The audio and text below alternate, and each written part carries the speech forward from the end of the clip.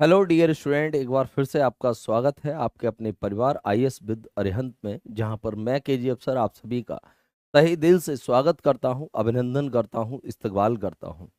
और I hope आप सभी अच्छे होंगे। और अभी तक आपने अगर प्रीलिम्स पॉसिबल को अपना दोस्त नहीं बनाया है इस बार प्रीलिम्स को क्रैक करने के लिए, तो आज ही अरिहंत पब्लिकेशन की प्रीलिम्स पॉसिबल सीरीज की भारतीय राज व्यवस्था की ये रेड कलर की बुक को जो है अपना साथी बनाइएगा और पहली बार में प्रीलिम्स को पॉसिबल बनाने का जो परसेंटेज है, ठीक, उसको जो है बढ़ाइएगा। और यहाँ पर हम आपको जो है इस ऑनलाइन क्लास के माध्यम से इस बुक का जो है एक कह सकते हैं कि जो थ्योरी इसमें है, इसके अलावा जो हमारी क्षमताएं हैं, जो हमारा कंटेंट है, वो इसमें इंक्लूड करके जो है आपको प्रोवाइड जो है कर रहे हैं। तो आपको ये बुक जो है एक प्रिंटेड फॉर्म में मिलेगी, जो कि हम यहाँ पर आपको क्लास पढ़ा रहे हैं उसके रूप में। ठीक, चलिएगा तो क्लास को जो है सीधे स्टार्ट करते हैं। हाँ, क्लास को स्टार्ट करने से पहले कुछ फीचर्स हैं इस बुक के बारे में, वो भी आपको बता देता हूँ। जैसे कि आपको इसमें जो है चैप्टर वाइज और टॉपिक वाइज जो है डिवीजन जो है आपको देखने को मिलेगा। इसके अलावा आपको टॉपिकल माइंड मैप देखने को मिलेगा 100% एरर फ्री और PYQ। ठीक, चलिएगा। अब कल हमने जो है एक नया टॉपिक स्टार्ट किया था, फंडामेंटल ड्यूटीज। ठीक,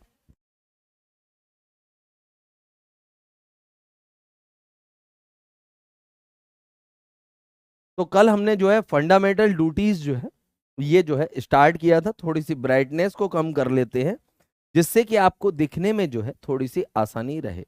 मुझे ऐसा लग रहा है कि ब्राइटनेस के ज्यादा होने के कारण जो है, हाँ अब ठीक है, अब आपको जो है प्रॉपर जो है सारे वर्ड जो है वो दिखाई दे रहे होंगे। तो कल हमने जो है फंडामेंटल ड्यूटीज को जो है स्टार्ट किया था डियर स्टूडेंट, और हमने इसके बारे में कुछ समरी जो है थ्योरी के रूप में जो है पढ़ी थी। इसके अलावा हमने कई क्वेश्चन जो है वो प्रैक्टिस किए थे। क्लियर, चलिएगा। तो आज उसी प्रैक्टिस को जो है आगे जो है मूव ऑन करेंगे और आज इस टॉपिक को जो हम क्लोज करेंगे। क्लियर, चलिएगा। यहां तक अगर किसी को कोई दिक्कत हो, कोई परेशानी हो, कोई चीज जो आपको समझ में ना आ रही हो, तो आप हमसे पूछ सकते हैं। ठीक, चलिएगा। तो कल हमने काफी क्वेश्चन जो है कर लिए थे, हम थे क्वेश्चन नंबर 11 पर। ठीक, चलिए आ जाइए। तो क्वेश्चन नंबर 11 पर जो है हम आ जाते हैं। तो क्वेश्चन नंबर 11 में आपसे क्या पूछा गया है? तो क्वेश्चन नंबर 11 में आपसे पूछा गया है, भारत के प्रत्येक नागरिक का कर्तव्य होगा प्राकृतिक पर्यावरण का संरक्षण एवं सुधार। उपरोक्त कथन भारतीय संविधान के किस अनुच्छेद में संदर्भित है? कहने का मतलब यह है कि आपको यहां पर जो क्वेश्चन में सेंटेंस दिखाई दे रहा है, वो सेंटेंस आपको जो है किस आर्टिकल में जो है वो देखने को मिल रहा है। आपसे जो है क्वेश्चन में ये पूछा गया है। और डियर स्टूडेंट, इस क्वेश्चन का राइट आंसर क्या हो जाएगा? Article 51A। क्या हो जाएगा? Article 51A। सर क्यों है आर्टिकल 51A? तो भारत के प्रत्येक नागरिक का कर्तव्य होगा प्राकृतिक पर्यावरण का संरक्षण। ये एक फंडामेंटल ड्यूटी है। क्या है? फंडामेंटल ड्यूटी है। जितेंद्र रावत जी, स्वागत है आपका। अर्थात मौलिक कर्तव्य है। और मौलिक कर्तव्य की अगर हम बात करें तो ये आपको संविधान के भाग 4 में देखने को मिलेगा। और भाग 4 में जो आपको अनुच्छेद 51 देखने को मिलेगा, इसमें आपको 11 जो है फंडामेंटल ड्यूटीज जो है वो देखने को मिलेंगे। उनमें से एक फंडामेंटल ड्यूटीज जो है ये है जो आपको क्वेश्चन में जो है दी गई है। नमस्कार जितेंद्र रावत जी, स्वागत है आपका। चलिएगा, आएगा थोड़ा सा एक्सप्लेनेशन की तरफ चलते हैं। भारत के प्रत्येक नागरिक का कर्तव्य होगा कि प्राकृतिक पर्यावरण का संरक्षण एवं सुधार। यह कथन भारतीय संविधान के अनुच्छेद 51A में संदर्भित है। इस अनुच्छेद में 11 मौलिक कर्तव्यों का वर्णन है। इन कर्तव्यों के अंतर्गत 7वें क्रम पर प्रत्येक नागरिक के कर्तव्यों के रूप में कहा गया है कि प्राकृतिक पर्यावरण जिसके अंतर्गत वन्यजीव की रक्षा करें और उसका संवर्धन करें तथा प्राणी मात्र के प्रति जो है दया भाव रखें। क्लियर, चलिएगा आइएगा। नेक्स्ट क्वेश्चन है डियर स्टूडेंट आप सभी के सामने, निम्न में से कौन भारतीय संविधान के अंतर्गत मौलिक कर्तव्यों में शामिल नहीं है? अर्थात जो 11 मौलिक कर्तव्य हैं उन 11 मौलिक कर्तव्य में से एक नहीं है, आपसे क्वेश्चन में ये पूछ रहा है। क्लियर? चलिएगा तो देख लेते हैं कौन सा जो है नहीं है। आइए, तो इसके लिए सबसे पहले हमें क्या करना पड़ेगा, सारे ऑप्शन जो है पढ़ने पड़ेंगे। देश की रक्षा करना और राष्ट्र की सेवा करना है भाई। हमारी सामाजिक संस्कृति की गौरवशाली परंपरा का महत्व समझना और उसको परिरक्षण करना, ये भी है। ग्राम पंचायतों के गठन में सहायता करना, ये नहीं है, क्योंकि ग्राम पंचायत की बात जो है ये संविधान के भाग 4 में जो है कही गई है, और ये बात जो है आपको अनुच्छेद क्या अनुच्छेद 40 में भी जो है देखने को मिल जाएगी। इसके अलावा संविधान का जो भाग 9 है उसमें भी आपको जो है ग्राम पंचायत से संबंधित जो है प्रावधान देखने को मिल जाएंगे। तो ये जो ग्राम पंचायतों के गठन में सहायता करना जो है सॉरी, ये जो है एक फंडामेंटल ड्यूटीज नहीं है, इसलिए इस क्वेश्चन का राइट आंसर क्या हो जाएगा, ऑप्शन सी जो है इसका राइट आंसर हो जाएगा। क्लियर? आइएगा थोड़ा सा एक्सप्लेनेशन की तरफ चलते हैं। भारतीय संविधान के अंतर्गत ग्राम पंचायतों के गठन में सहायता करना मौलिक कर्तव्यों में सम्मिलित नहीं है, बल्कि यह भारतीय संविधान के भाग 4 में राज्य के नीति निर्देशक तत्वों के अंतर्गत अनुच्छेद 40 में वर्णित है, जबकि अन्य कथन मौलिक कर्तव्य की सूची में शामिल हैं। तो वही बातें बताई गई हैं जो हमने आपको बता दी। और डियर स्टूडेंट, अभी तक आपने अगर अरिहंत पब्लिकेशन की प्रीलिम्स पॉसिबल सीरीज की भारतीय राज्य व्यवस्था की बुक को परचेज नहीं किया है तो आज ही कर लीजिएगा, क्योंकि ये आपके पहली बार में प्रीलिम्स पार कराने की पॉसिबिलिटी को और बढ़ा देती है। क्लियर? चलिएगा, नेक्स्ट क्वेश्चन है आप सभी के सामने। भारतीय संविधान द्वारा प्रदत्त नागरिकों के मौलिक कर्तव्यों में कौन से कथन सही हैं? अब सही वही होंगे जो मौलिक कर्तव्य में शामिल होंगे, और जो मौलिक कर्तव्य में शामिल नहीं होंगे वो सही नहीं होंगे। आइएगा, मिश्रित संस्कृति की समृद्धि की विरासत की रक्षा करना बिल्कुल सही है। सामाजिक अन्याय से कमजोर वर्ग की रक्षा करना, ये बात नहीं कही गई है। वैज्ञानिक मानवदशा और खोज की भावना का विकास करना, ये भी है। और व्यक्तित्व और सामूहिक कार्यकलापों के सभी क्षेत्र में उत्कृष्ट, तो ये भी है।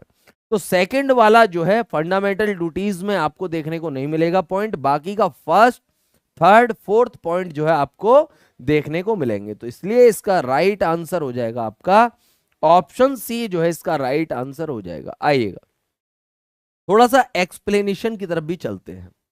भारतीय संविधान द्वारा प्रदत्त नागरिकों के मौलिक कर्तव्य में मिश्रित संस्कृति की समृद्धि, विरासत की रक्षा शामिल है। प्रत्येक नागरिक का यह कर्तव्य होगा कि वह मिश्रित संस्कृति की गौरवशाली परंपरा का महत्व समझे और उसका परिरक्षण करे। प्रत्येक नागरिक का यह कर्तव्य है कि वह वैज्ञानिक मनोदशा और खोज की भावना का विकास करे।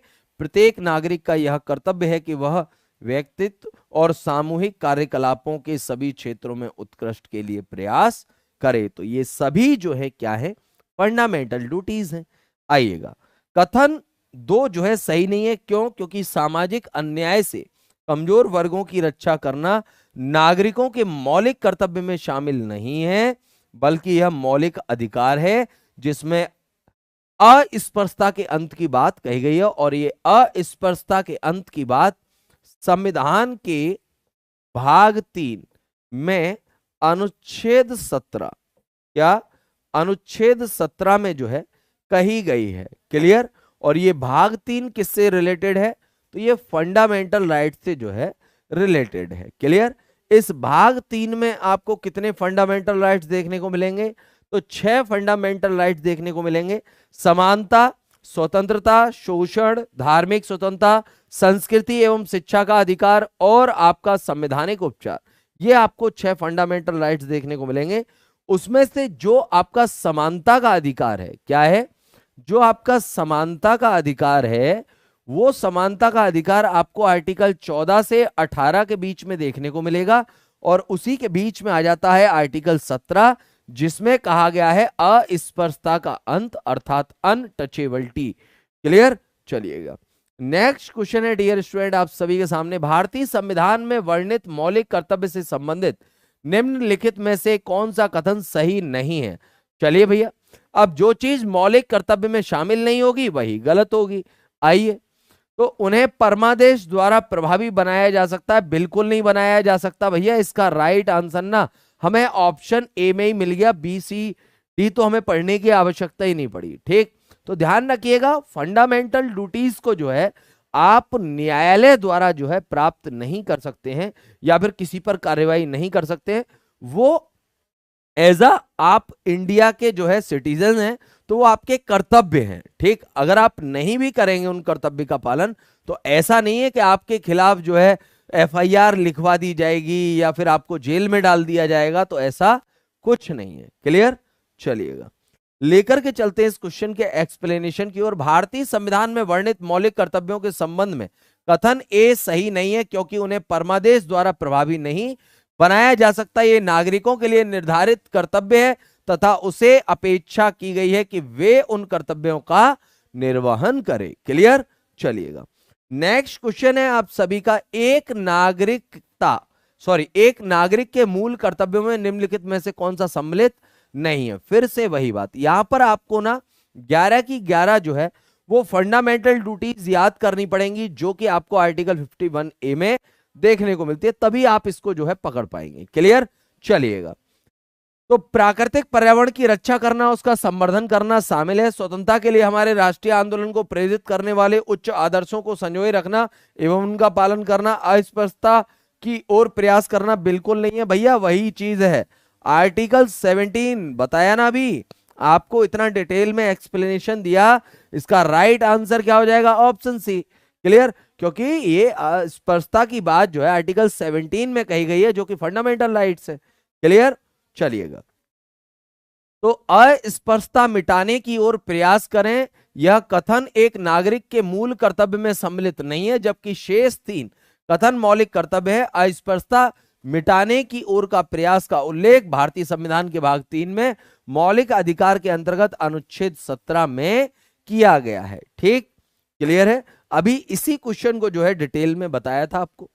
नेक्स्ट क्वेश्चन है आपके सामने, निम्नलिखित में से कौन सा एक मौलिक कर्तव्य नहीं है? एक मौलिक कर्तव्य नहीं है। मैंने आपको बार बार बताया, फिर बता रहा हूं कि आपको वो 11 मौलिक कर्तव्य याद कर लेने हैं। ठीक, आपको पता होना चाहिए कि हमारे वो 11 मौलिक कर्तव्य कौन कौन से हैं जो हमें पता होने चाहिए। क्लियर? चलिएगा, तो पहला है प्राकृतिक वातावरण की रक्षा एवं संवर्धन है। राष्ट्रीय गान का सम्मान बिल्कुल भैया हमें करना है। क्या करना है? बिल्कुल हमें करना है, मगर राष्ट्रीय महत्व के स्मारकों तथा स्थानों की रक्षा करें। ये बात जो है आपके किसमें कही गई है? तो ये बात जो है आपके भाग जो है हम कहें तो भाग 4 में कही गई है, डीपीएसपी में। क्या भाग 4 में कही गई है कि राष्ट्रीय महत्व के स्मारकों की रक्षा करनी है भैया। क्लियर? यहां तक कोई दिक्कत? चलिएगा, आई होप आपको जो है यहां तक जो है सारी चीजें जो है समझ में आ गई होंगी। ठीक, और भाग 4 में ये आपको राष्ट्रीय महत्व के स्मारकों और स्थानों की रक्षा जो है ये आर्टिकल 50 में जो है आपको देखने को मिल जाएगी। क्या? आर्टिकल 50 में जो है आपको देखने को मिल जाएगी। क्लियर? चलिएगा, तो यहां तक अगर आपको कोई चीज दिक्कत कर रही हो तो आप बता सकते हैं। आइएगा, राष्ट्रीय महत्व के स्मारकों एवं स्थानों की रक्षा करना मौलिक कर्तव्य नहीं बल्कि संविधान के अनुच्छेद 50 के अंतर्गत एक नीति निर्देशक तत्व है, और शेष 3 जो है क्या है? मौलिक कर्तव्य हैं। क्लियर? यहां तक अगर किसी भी स्टूडेंट्स को अगर कोई भी डाउट हो, एनी डाउट एनी क्वेरी, आप निश्चिंत होकर के हमसे पूछ सकते हैं डियर स्टूडेंट। तो आप लोग कमेंट करके बताइएगा कि आपको यहां तक जो है चीजें समझ में आ गई या नहीं आई।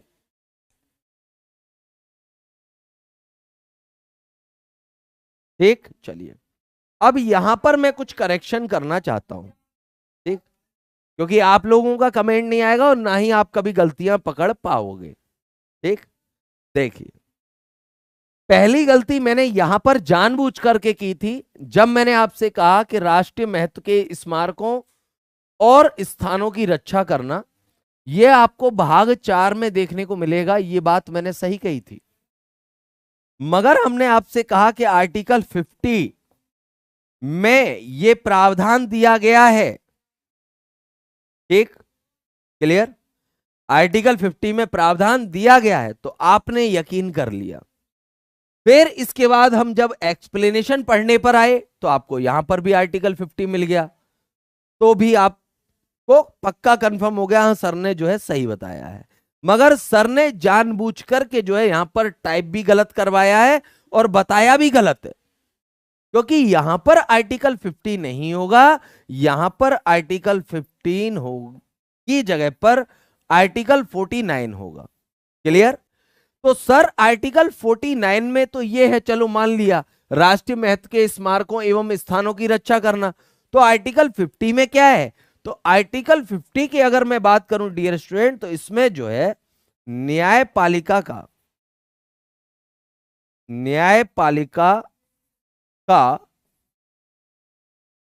कार्यपालिका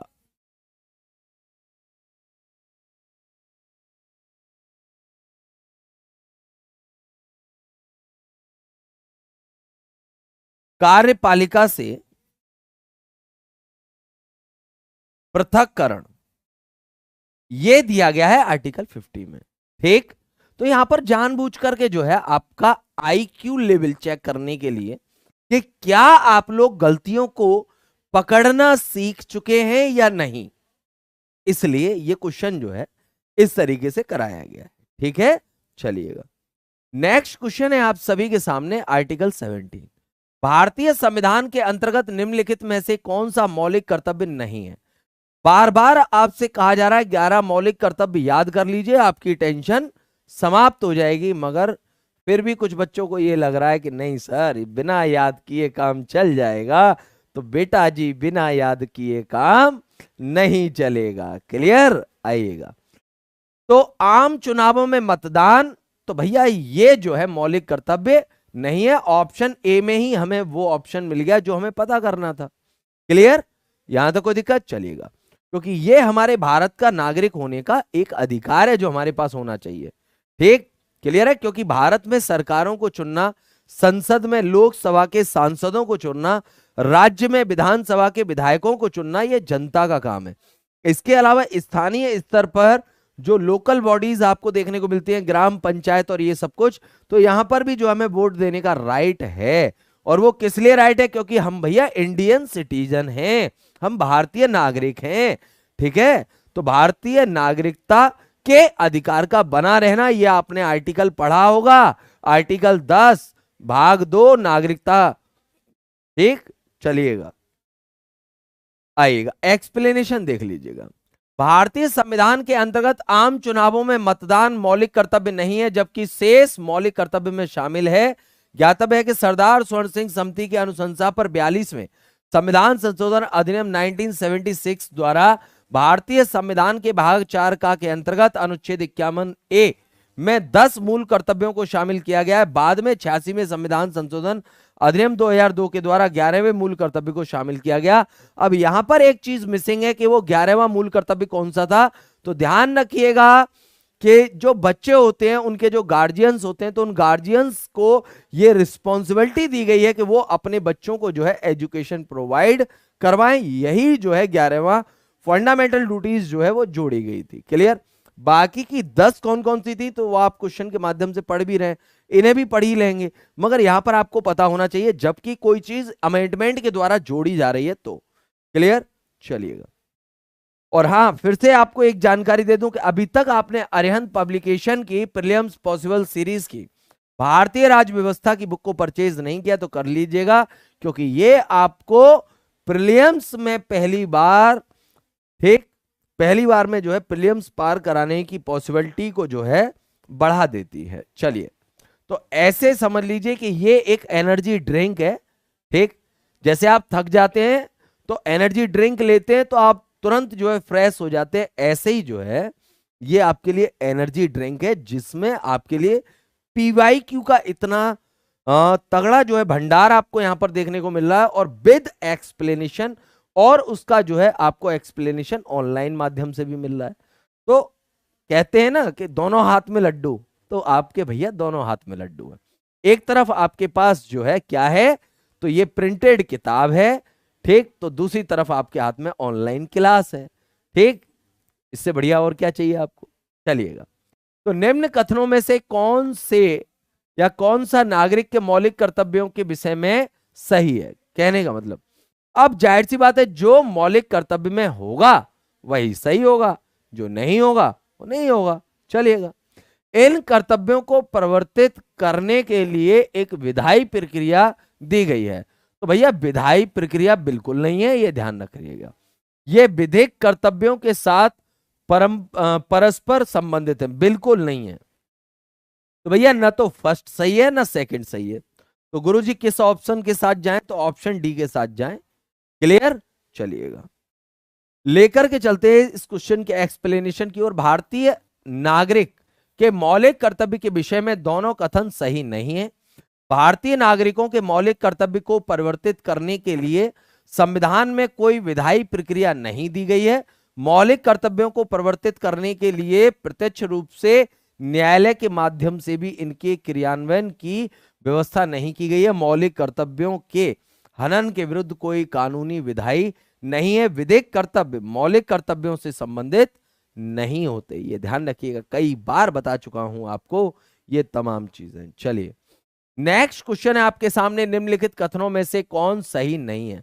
अब जाहिर सी बात है जो फंडामेंटल ड्यूटीज से रिलेटेड नहीं होगा वो गलत होगा, जो से रिलेटेड होगा सही होगा। चलिए भैया देख लेते हैं। ठीक, मूल कर्तव्य मौलिक अधिकार का हिस्सा है, बिल्कुल नहीं है भाई। तो ऑप्शन ए ही हमें मिल गया, बाकी को तो हमें पढ़ने की आवश्यकता ही नहीं पड़ी, टाइम भी बच गया। चलिएगा, आते हैं सीधे अगले क्वेश्चन की ओर। दिए गए कथनों में से कथन ए सही नहीं है क्योंकि मूल कर्तव्य मौलिक अधिकार का हिस्सा नहीं है। भारतीय संविधान में 42वें संविधान संशोधन 1976 के द्वारा मूल कर्तव्य का उपबंध किया गया। यह भारतीय संविधान के भाग 4 का में अनुच्छेद 51A के रूप में शामिल किया गया, जबकि मौलिक अधिकार भारतीय संविधान के भाग 3 में अनुच्छेद 12 से 35 के बीच जो है उपबंधित किया गया है। क्लियर। चलिएगा, बात वही है, सारी वही घुमा घुमा करके जो है बात कही जा रही है। ठीक, यहां पर आपको सूची फर्स्ट और सूची सेकंड जो है देखने को मिल रही है। यहां पर कुछ प्रोविजन दिए गए, यहां पर कुछ आर्टिकल दिए गए और आपको बताना है कि इनका मैचिंग करके क्या होगा। देखिए, अभी मैंने आपको बताया था कि आर्टिकल 50 किससे रिलेटेड है। ठीक तो आर्टिकल 50 जो है न्यायपालिका से कार्यपालिका का पृथक्करण, अभी कुछ देर पहले ही बताया मैंने आपको। तो डी के सामने लिख लीजिएगा 3। क्या लिख लीजिएगा डी के सामने 3। अब देखिए यहां पर डी के नीचे क्या है 4 कट गया, यहां क्या है 1 फर्स्ट कट गया, यहां पर क्या है 2 कट गया, 3 किसके पीछे, इसके पीछे। मगर यह भी जानना जरूरी है कि आगे के स्टेप भी सही है कि नहीं। ठीक, चलिएगा, अब आगे जो आर्टिकल है वो आर्टिकल 51, 51, 51 ए। ठीक, तो वो जोड़े गए हैं। ठीक, तो कहने का मतलब प्रॉपर जो है मूल कर्तव्य से रिलेटेड है। क्लियर है, यहां तक कोई दिक्कत, कोई ऐसी चीज जो आपको ना समझ में आई हो। ठीक, तो अब हम बात करें इसकी। सबसे पहले अंतरराष्ट्रीय विधि के प्रति आदर बढ़ाना, तो इसका संबंध किससे है, तो इसका संबंध है आपके आर्टिकल 51 ग से। तो इसके सामने 2 लिख दीजिए, तो ए के सामने 2 भी है। चलिए, बहुत बढ़िया। प्राणियों के प्रति दया भाव रखना, तो ये आपको कहां पर देखने को मिलेगा, तो आर्टिकल 51 ए का 6, तो इसके सामने क्या लिख देंगे हम 4, तो यहां पर भी 4 है। ठीक, और ज्ञानार्जन और सुविधा की भावना का विकास करें, तो इसके सामने 1 लिख देंगे, क्योंकि वही आर्टिकल बचा है। तो इसका राइट आंसर क्या हो जाएगा, ऑप्शन बी जो है इसका राइट आंसर हो जाएगा। क्या हो जाएगा, ऑप्शन बी जो है डियर स्टूडेंट इस क्वेश्चन का राइट आंसर हो जाएगा। आइएगा, लेकर के चलता हूं नेक्स्ट क्वेश्चन की ओर, मगर उससे पहले इसका एक्सप्लेनेशन देख लीजिए। अंतरराष्ट्रीय विधि के प्रति आदर बढ़ाना, अनुच्छेद 51 गा के अंतर्गत। प्राणियों के प्रति दया भाव रखना, अनुच्छेद 51 का के 6 के अंतर्गत। ज्ञानार्जन और सुधार की भावना के विकास का वर्णन करना, अनुच्छेद 51 का ज में वर्णित मौलिक कर्तव्यों का हिस्सा है, जबकि राज्य की लोक सेवाओं में न्यायपालिकाओं को कार्यपालिका से पृथक करने का आर्टिकल 50 में वर्णित है, जो कि नीति निर्देशक तत्वों में शामिल है। और ये नीति निर्देशक तत्व आपको कहां पर देखने को मिलेंगे, संविधान के भाग 4 में देखने को मिलेंगे। और इन्हें आर्टिकल 36 से लेकर के 51 के बीच में आप देखेंगे। क्लियर। और ये राज्य के नीति निर्देशक तत्व कहां से लिए गए हैं? तो ये आपके आयरलैंड से लिए गए हैं। कहां से लिए गए हैं? आयरलैंड से लिए गए हैं। जबकि हम बात करें किनकी? मौलिक कर्तव्य की, तो ये मौलिक कर्तव्य कहां से लिए गए हैं? तो ये आपके सोवियत संघ से लिए गए हैं। कहां से लिए गए हैं? सोवियत संघ से जो है लिए गए हैं। क्लियर। चलिएगा, नेक्स्ट क्वेश्चन है आप सभी के सामने। निम्नलिखित कथनों पर विचार करें। माता पिता या संरक्षक 6 से 14 वर्ष तक की आयु वाले अपने यथास्थिति बालक या प्रतिपालन के लिए शिक्षा का अवसर प्रदान करेंगे। तो ये जो फंडामेंटल ड्यूटी है, ये ही जो है 86वें संविधान संशोधन 2002 के द्वारा जोड़ी गई थी। तो ये मैंने आपको कई बार बताया है। ठीक। क्लियर है। इसके द्वारा जो है जोड़ी गई थी। क्लियर। तो ऑप्शन फर्स्ट जो है वो सही है भाई। ठीक। आइएगा अगले पॉइंट को पढ़ते हैं। प्रारंभिक शैशवावस्था की देखरेख और सभी बालकों को उस समय तक जब तक कि वे 6 वर्ष की आयु पूर्ण न कर लें शिक्षा प्रदान करने के लिए। तो ये गलत है भाई। ठीक।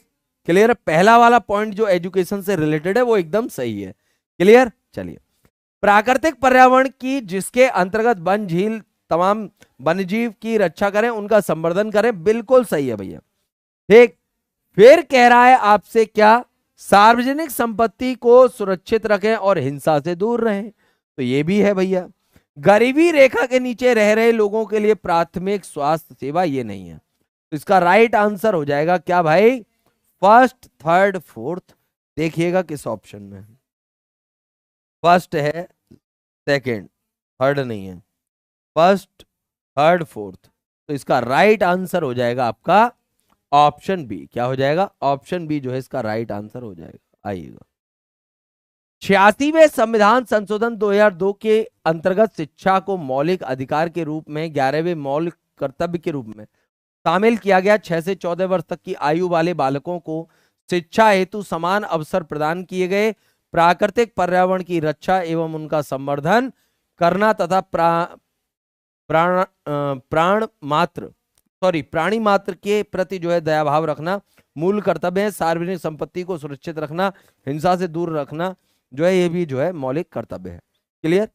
2 और 5 सही नहीं है, क्योंकि प्रारंभिक शैशवावस्था की देखरेख और सभी बालकों को उस समय तक शिक्षा, ठीक, आयु तक जो है शिक्षा प्रदान करने के लिए जो है प्रयास का उल्लेख राज्य के नीति निर्देशक तत्वों के अनुच्छेद 51 में किया गया है। ठीक। गरीबी रेखा के नीचे रह रहे लोगों के लिए प्राथमिक स्वास्थ्य सुविधाएं प्रदान करना मौलिक कर्तव्य की सूची में नहीं है। क्लियर। चलिएगा, नेक्स्ट क्वेश्चन है आप सभी के सामने। निम्नलिखित युग्मों में से कौन सा युग्म सम्मिलित नहीं है? ठीक। देखिए भाई, भाग 2 नागरिकता बिल्कुल सही है। भाग 3 मौलिक अधिकार बिल्कुल सही है। भाग 4 ठीक है राज्य के नीति निर्देशक तत्व बिल्कुल सही है। ठीक है। चलिएगा, अब यहां पर आपको एक रोचक जानकारी दे दूं। क्या सर? कि आप जब भाग 2 देखोगे तो आपको क्या पढ़ने को मिलेगा? तो आर्टिकल 5 से 11 तक पढ़ने को मिलेगा। भाग 3 में आर्टिकल 12 से 35। भाग 4 में आर्टिकल 36 से 51। नागरिकता की अगर मैं बात करूं तो ये कहां से ली है? ब्रिटेन से। मौलिक अधिकार यूएसए से। राज्य के नीति निर्देशक तत्व आयरलैंड से। मौलिक कर्तव्य रूस से या सोवियत संघ से। क्लियर। चलिए, और मौलिक कर्तव्य का प्रावधान जो है वो संविधान के भाग 4 का में दिया गया है। भाग 5 से इसका कोई संबंध नहीं है, इसलिए इसका आंसर क्या हो जाएगा? ऑप्शन डी जो है इसका राइट आंसर हो जाएगा। क्लियर है भाई जितेंद्र जी? चलिएगा, तो दिए गए युग्मों में से ऑप्शन डी जो है सही सुमेलित नहीं है, क्योंकि भारतीय संविधान के भाग 5 में संघ से संबंधित प्रावधान मिलते हैं जो आर्टिकल 52 से लेकर के 151 तक वर्णित है। मौलिक कर्तव्य संविधान के भाग 4 का के अंतर्गत अनुच्छेद 51 में जो है वर्णित है। क्लियर। भारत में एकल नागरिकता है जबकि अमेरिका में दोहरी नागरिकता है। आप एकदम सही और सटीक जानकारी दे रहे हैं जितेंद्र रावत जी। यूएसए में देश की नागरिकता अलग होती है और स्टेट की नागरिकता अलग होती है, मगर हमारे भारत देश में ऐसा नहीं है।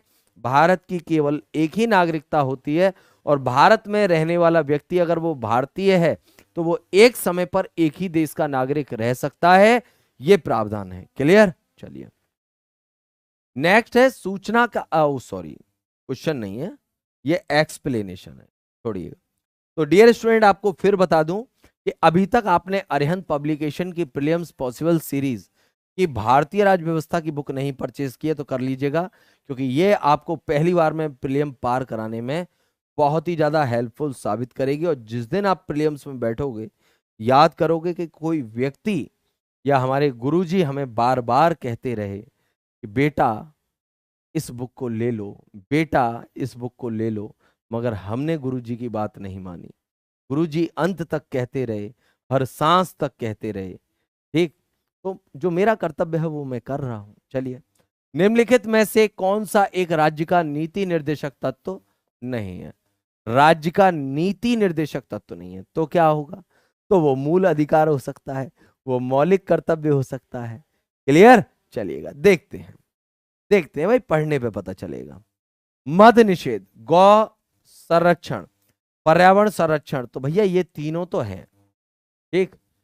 14 वर्ष की आयु के बच्चों को निशुल्क शिक्षा, ये नहीं है भाई, क्योंकि ये ना आपको आर्टिकल 21A में देखने को मिलेगी। इसमें आर्टिकल 21A में जो है देखने को मिलेगी। ठीक है भैया, यहां तक कोई दिक्कत? और ये आर्टिकल जो है 86वें संविधान संशोधन अधिनियम 2002 के द्वारा जो है जोड़ा गया था। और ये आर्टिकल आपको संविधान के भाग 3 में देखने को मिलेगा, जिसका संबंध जो है मौलिक अधिकार से है। किससे है? मौलिक अधिकार। ये मौलिक अधिकार कहां से लिए गए हैं? यूएसए से। मौलिक अधिकार की संख्या कितनी है? तो संख्या है 6। पूर्व में कितनी थी? पूर्व में थी 7। कौन सा हटा दिया गया? संपत्ति का अधिकार। क्या? संपत्ति का अधिकार। किस संविधान संशोधन? 44 में। कब हुआ? 1978 में। ठीक। क्लियर। ये तमाम चीजें आइएगा। तो 14 वर्ष की आयु तक के बच्चों को निशुल्क शिक्षा राज्य का नीति निर्देशक तत्व नहीं है, बल्कि यह भारतीय संविधान के भाग 3 के अंतर्गत अनुच्छेद 21A के अंतर्गत एक मौलिक अधिकार है। इसे 86वें संविधान संशोधन अधिनियम 2002 के द्वारा अनुच्छेद 21A में जोड़ा गया था। क्लियर। यहां तक कोई दिक्कत? चलिएगा। जबकि अंतर्गत जो है शिक्षा के अधिकार को जो है मौलिक अधिकार का दर्जा प्रदान किया गया, जबकि गौ रक्षण, मद निषेध और पर्यावरण संरक्षण जो है ये सभी जो है क्या है? नीति निर्देशक तत्व हैं। क्लियर। चलिएगा नेक्स्ट क्वेश्चन है आपके सामने। निम्नलिखित में से कौन से राज्य के नीति निर्देशक तत्व में शामिल हैं? भैया राज्य के नीति निर्देशक तत्व में शामिल हैं, तो आइएगा देखते हैं कौन कौन से शामिल हैं। मानव के दुर्व्यापार और बलात्श्रम पर प्रतिषेध, ये भैया एक फंडामेंटल राइट्स है। ये क्या है? ये एक फंडामेंटल राइट्स है। ठीक। जो आपको आर्टिकल 23 में देखने को मिलेगा। किसमें? आर्टिकल 23। क्लियर।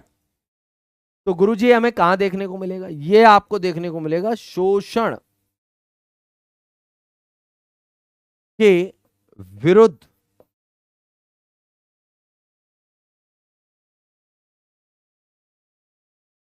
अधिकार में। क्या? शोषण के विरुद्ध अधिकार में देखने को मिलेगा। बाकी का मादक पेय और स्वास्थ्य के लिए हानिकारक औषधियों के औषधि प्रयोजनों से भिन्न उपायों का प्रतिषेध, तो ये सही है। तो इसका राइट आंसर हो जाएगा केवल सेकंड। क्या हो जाएगा? केवल सेकंड जो है इसका राइट आंसर हो जाएगा। चलिए, राज्य के नीति निर्देशक तत्वों में शामिल होने के संबंध में कथन दो सही है। अनुच्छेद 47 के अनुसार राज्य मादक पेयों और स्वास्थ्य के लिए हानिकारक औषधियों के औषधीय प्रयोजन से भिन्न उपभोग का प्रतिषेध करेगा। फर्स्ट कथन राज्य के नीति निर्देशक तत्व में शामिल नहीं है, क्योंकि मानव के दुर्व्यापार और बलात्श्रम का प्रतिषेध का वर्णन अनुच्छेद 23 में किया गया है, जो कि एक मौलिक अधिकार है। क्लियर? चलिए, नेक्स्ट क्वेश्चन है, निम्नलिखित में से भारत के संविधान के किस भाग में पर्यावरण संरक्षण एवं संवर्धन तथा वन्य जीव की रक्षा के प्रावधान पाए जाते हैं? चलिएगा, आइएगा देखते हैं। तो डियर स्टूडेंट, इसका राइट आंसर क्या हो जाएगा? राज्य के नीति निर्देशक तत्व, मूल कर्तव्य, या इनमें से कोई नहीं, और ए और बी। तो इसका राइट आंसर हो जाएगा ए और बी दोनों। ठीक, अब गुरुजी कैसे मान लें ए और बी दोनों? तो भैया आप राज्य के नीति निर्देशक तत्व की अगर हम बात करेंगे तो आप आर्टिकल 48A देख लीजिए। क्या देख लीजिए? आर्टिकल 48A देख लीजिए।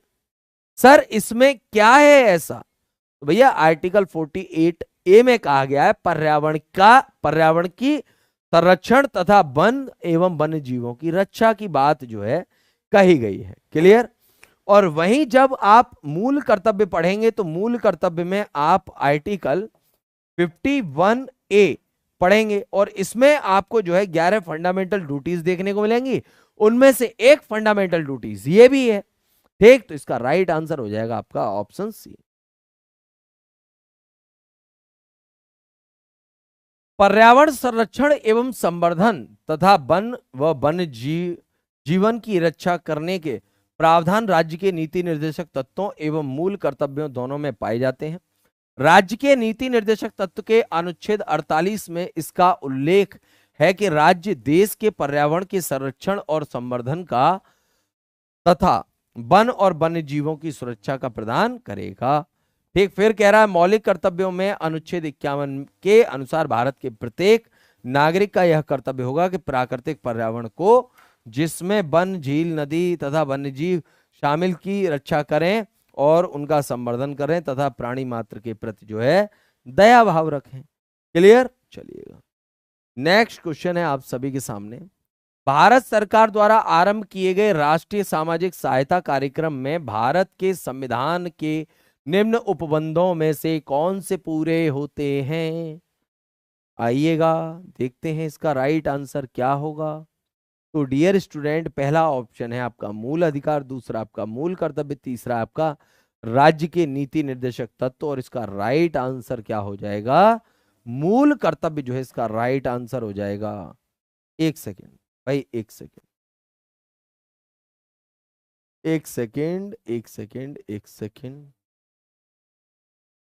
रुक जाइए।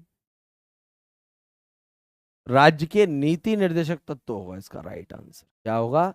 राज्य के नीति निर्देशक तत्व जो है इसका राइट आंसर होगा, मूल कर्तव्य नहीं होगा। आइएगा, भारत सरकार द्वारा आरंभ किए गए राष्ट्रीय सामाजिक, एक सेकेंड भाई, एक सेकेंड, हाँ सही है। भारत सरकार द्वारा आरंभ किए गए राष्ट्रीय सामाजिक सहायता कार्यक्रम में भारत के संविधान के उपबंध में से केवल राज्य के नीति निर्देशक तत्व पूरे होते हैं। क्लियर? आइए नॉलेज प्लस में देखते हैं क्या है। राज्य के नीति निर्देशक तत्व के अंतर्गत राष्ट्रीय सामाजिक सहायता कार्यक्रम अगस्त 1995 आरंभ किया गया, जिसका उद्देश्य गरीबी रेखा से नीचे रहने वाले परिवार के 3 करोड़ से अधिक वृद्धजनों, विधवाओं और दिव्यांगों को वित्तीय सुरक्षा प्रदान करना है। इसके अंतर्गत अभावों से लड़ रहे परिवारों को खाद्य सुरक्षा तथा स्वास्थ्य बीमा सहित अग्रिम जो है सामाजिक सुरक्षा जो है प्रदान की जाती है। क्लियर? आई होप आपको यहाँ तक जो है चीजें जो है वो समझ में आ गई होंगी। चलिएगा, थोड़ा सा फास्ट चलने की कोशिश करेंगे। यहाँ पर आपको क्वेश्चन में जो है विषय दिए गए हैं, संबंधित अनुच्छेद दिए गए। सबसे पहले हम पकड़ेंगे अनुच्छेद 50। बात सही है, इसका मतलब सुमेलित नहीं है पूछ रहा है। ठीक, क्योंकि मुझे इसमें ना काफी आर्टिकल जो है वो मैचिंग के दिखाई दे रहे थे, तो फिर इसका राइट आंसर क्या होगा, सहकारी सोसाइटी। ठीक, आर्टिकल 43A, बाकी सब मैच है। क्लियर है? यहाँ तक कोई दिक्कत, कोई ऐसी चीज जो आपको ना समझ में आए वो पूछ सकते हैं। आइएगा। दिए गए युग्मों में से सी सही सम्मिलित नहीं है, क्योंकि भारतीय संविधान के भाग 4 के अंतर्गत अनुच्छेद 43B में सहकारी समितियों के प्रोत्साहन का वर्णन है, न कि अनुच्छेद 43A में 97वां संविधान संशोधन अधिनियम 2011 के द्वारा सहकारी समितियों से संबंधित एक नया नीति निर्देशक तत्व का समावेशन संविधान में किया गया है। इसके अंतर्गत राज्यों से यह अपेक्षा की गई है कि वे सहकारी समितियों के स्वेच्छा गठन और स्वायत्त संचालन, लोकतांत्रिक नियंत्रण तथा व्यवसायिक प्रबंधन को बढ़ावा दें। क्लियर? चलिए, नेक्स्ट क्वेश्चन है आप सभी के सामने, भारत में न्यायपालिका का कार्यपालिका से पृथक्करण किसमें दिया गया है? तो इसका सिंपल सा आंसर है राज्य के नीति निर्देशक तत्व। इतनी देर से आप लोग पढ़ रहे हैं आर्टिकल 50, अब तक तो याद हो जाना चाहिए, रट जाना चाहिए आर्टिकल। क्लियर? चलिए, नेक्स्ट आर्टिकल है आपके सामने, और क्वेश्चन को देखने से पहले एक्सप्लेनेशन। भारत में न्यायपालिका का कार्यपालिका से पृथक्करण राज्य के नीति निर्देशक तत्व द्वारा व्यादेशित है। भारत में राज्य के नीति निर्देशक तत्व के अनुच्छेद 50 के अंतर्गत कार्यपालिका व न्यायपालिका के कार्य क्षेत्र के पृथक्करण हेतु को राज्य को निर्देश दिया गया है कि लोक सेवाएं में न्यायपालिका को कार्यपालिका से पृथक्करण करने के लिए राज्य अवश्य कदम उठाएगा। क्लियर? चलिएगा, तो अभी तक आपने अगर अरिहंत पब्लिकेशन की प्रीलिम्स पॉसिबल सीरीज को परचेज नहीं किया है भारतीय राज्य व्यवस्था को, तो आज ही जाकर के परचेज कर लीजिएगा, क्योंकि ये आपकी पहली बार में प्रीलिम्स पार की जो है पॉसिबिलिटी को जो है बढ़ा देता है। ठीक, चलिए, नेक्स्ट क्वेश्चन है आप सभी के सामने, भारत के संविधान में अंतरराष्ट्रीय शांति और सुरक्षा की अभिवृद्धि का कहां उल्लेख है? लो जी, फटाफट से आंसर कीजिएगा। तो ये उल्लेख आपको देखने को मिलेगा राज्य के नीति निर्देशक तत्व में। कहां देखने को मिलेगा? राज्य के नीति निर्देशक तत्व में जो है आपको देखने को मिलेगा। सर, राज्य के नीति निर्देशक तत्व में कहां देखने को मिलेगा? बेटे, ये आपको देखने को मिलेगा आर्टिकल 51, जहां पर कहा गया है अंतरराष्ट्रीय शांति और सुरक्षा की अभिवृद्धि का प्रावधान जो है किया गया है। ठीक, ये आर्टिकल 51 में है, और ये आपको कहां पर देखने को मिलेगा? राज्य के नीति निर्देशक तत्व में। तो इसका राइट आंसर क्या हो जाएगा? राज्य के नीति निर्देशक तत्व जो है इसका राइट आंसर हो जाएगा। भारत के संविधान में अंतरराष्ट्रीय शांति और सुरक्षा की अभिवृद्धि का राज्य के नीति निर्देशक तत्व में उल्लेख है। भारतीय संविधान में वर्णित अनुच्छेद 51 के अंतर्गत मुख्य रूप से अंतरराष्ट्रीय शांति एवं सुरक्षा की अभिवृद्धि करना तथा राष्ट्रों के बीच न्यायपूर्ण और सम्मानपूर्ण संबंधों को बनाए रखना, अंतरराष्ट्रीय विवादों को मध्यस्थता द्वारा निपटाने के लिए प्रोत्साहन देना इत्यादि वर्णन राज्य के नीति निर्देशक तत्व में किए गया है। क्लियर? चलिएगा, नेक्स्ट क्वेश्चन है आप सभी के सामने, भारत के संविधान के भाग 4 में अंतर्विष्ट प्रावधानों के संदर्भ में निम्नलिखित कथनों में से कौन सा सही है? अब जाहिर सी बात है भैया, यहाँ पर क्वेश्चन हमसे कौन से भाग से पूछ रहा है? भाग 4 से। भाग 4 का संबंध किससे है? राज्य के नीति निर्देशक तत्व से। तो उसी से रिलेटेड जो हमसे राइट पॉइंट पूछ रहा है। वे न्यायालय द्वारा प्रवर्तनीय बिल्कुल नहीं है भैया, बिल्कुल लागू नहीं कराए जा सकते, वे किसी भी न्यायालय द्वारा प्रवर्तनीय नहीं है। बिल्कुल बात सही है। इस भाग में अधिक कथित सिद्धांत राज्य के द्वारा कानून बनाने को प्रभावित करते हैं। हाँ जी, बिल्कुल करते हैं। इसका राइट आंसर हो जाएगा सेकंड और थर्ड, ऑप्शन डी। क्या हो जाएगा? ऑप्शन डी जो है इसका राइट आंसर हो जाएगा। आइएगा, भारत के संविधान में अंतर्विष्ट प्रावधानों के संदर्भ में कथन 2 और 3 सही हैं। भारत के संविधान के भाग 4 के अनुच्छेद 37 में अंतर्विष्ट प्रावधानों के अनुसार राज्य के नीति निर्देशक तत्व किसी न्यायालय द्वारा प्रवर्तनीय नहीं होंगे। भारत के संविधान के भाग 4 में अधिकथित सिद्धांत राज्य के द्वारा कानून बनाने को प्रभावित करेंगे। नीति निर्देशक तत्व देश के शासन में मूलभूत हैं तथा विधि निर्माण प्रक्रिया में इन तत्वों को लागू करना राज्य का नैतिक कर्तव्य होगा। कथन फर्स्ट सही नहीं है, क्योंकि ये संविधान के द्वारा जो है लागू नहीं कराए जा सकते, और अनुच्छेद 37 के अनुसार राज्य के नीति निर्देशक तत्व न्यायालय द्वारा प्रवर्तनीय नहीं है, ये भी जान लीजिए। सॉरी, नेक्स्ट क्वेश्चन है, राज्य के नीति निर्देशक सिद्धांत किस प्रकार मौलिक अधिकार से भिन्न है? चलिएगा, मौलिक अधिकार से क्यों भिन्न है?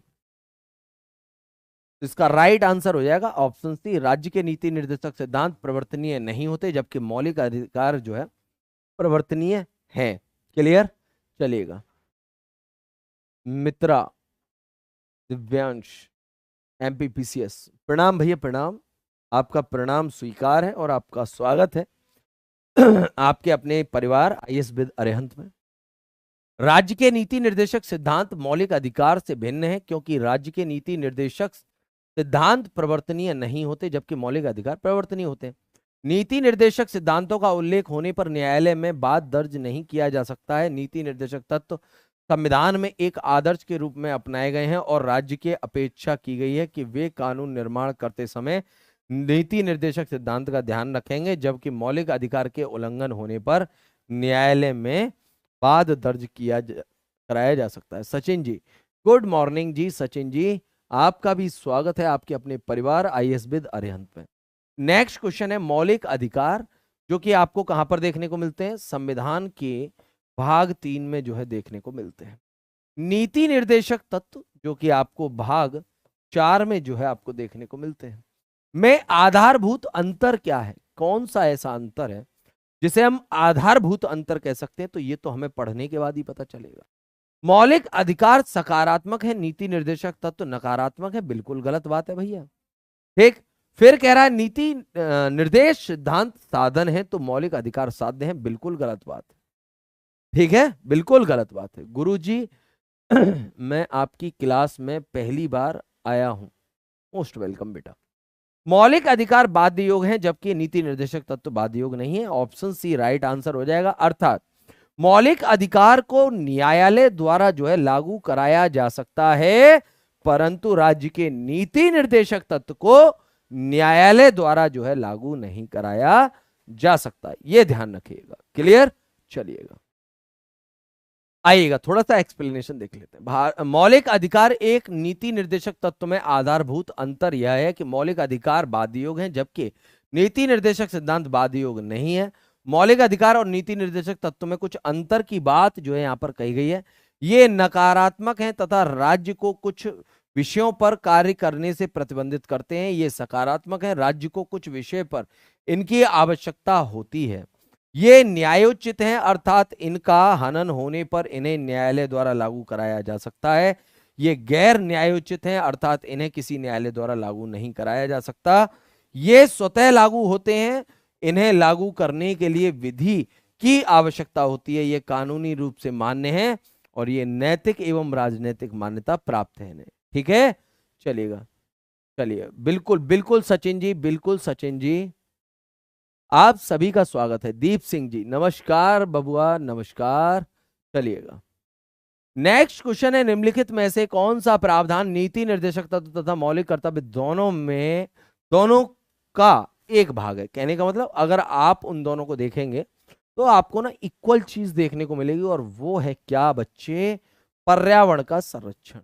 पर्यावरण का संरक्षण आपको ना मौलिक कर्तव्य में जो है आर्टिकल 51A में जो है देखने को मिलेगा। ठीक, वहीं अगर मैं राज्य के नीति निर्देशक तत्व की अगर मैं बात करूं तो यह संरक्षण आपको आर्टिकल 48A में देखने को मिलेगा। ठीक, क्लियर है? चलिएगा, आई होप आपको ये दोनों चीजें जो है क्लियर हो गई होंगी। चलिए, पर्यावरण के संरक्षण का प्रावधान नीति निर्देशक तत्व तथा मौलिक कर्तव्य दोनों का एक भाग है। अनुच्छेद 51A(g) में कहा गया है कि वे के वनों, झीलों और नदियों, वन्यजीवन सहित प्राकृतिक पर्यावरण की रक्षा और सुरक्षा करना एवं जीवित प्राणियों के प्रति दया रखना भारत के प्रत्येक नागरिक का कर्तव्य होगा। भारतीय संविधान के अनुच्छेद 48A के अंतर्गत नीति निर्देशक सिद्धांत कल्याणकारी राज्य के निर्माण के आदर्शों की ओर निर्देशित हैं। स्वस्थ पर्यावरण भी कल्याणकारी राज्य के तत्वों में से एक है। क्लियर है? चलिएगा, बहुत बढ़िया सचिन जी, दीप सिंह जी एंड जितेंद्र रावत जी। चलिएगा, तो डियर स्टूडेंट, अभी तक आपने अगर अरिहंत पब्लिकेशन की प्रीलिम्स पॉसिबल सीरीज की भारतीय राज्य व्यवस्था की बुक को परचेज नहीं किया है तो कर लीजिएगा, जो कि आपके पहली बार के प्रीलिम्स को पार करने में आपकी काफी हेल्प करेगी। नेक्स्ट क्वेश्चन है, राज्य के नीति निर्देशक तत्व एक ऐसा चेक है जो बैंक की सुविधा अनुसार अदा किया जाता है। कहने का मतलब जब बैंक का मन होगा तब वो जो है उसको क्या करेगी, माने उसको एक्सेप्ट करेगी और आपको पैसा दे देगी। तो ये बात जो है किसने कही थी, तो ये कही थी केटी शाह ने। किसने कही थी? केटी शाह जी ने जो है ये बात कही गई थी। ठीक, चलिए, तो केटी शाह ने कहा था कि राज्य के नीति निर्देशक तत्व एक ऐसा चेक है जो बैंक की सुविधा अनुसार अदा किया जाता है। राज्य के नीति निर्देशक तत्व में सामाजिक आर्थिक न्याय संबंधी उपबंध निहित होते हैं।